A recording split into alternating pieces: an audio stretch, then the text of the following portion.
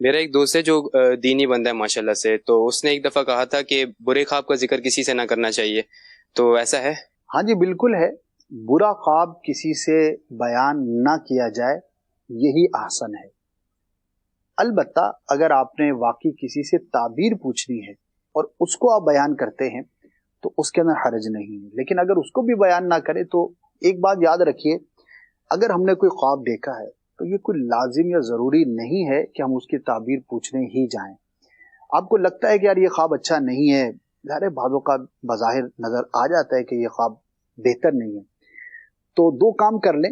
ایک تو اللہ پاک کی بارگاہ میں دعا کریں کہ یا اللہ عز و جل اس خواب کی بری تعبیر سے مجھے محفوظ فرما، اور کسی سے بھی بیان نہ کریں، پھر انشاءاللہ آپ محفوظ رہیں گے۔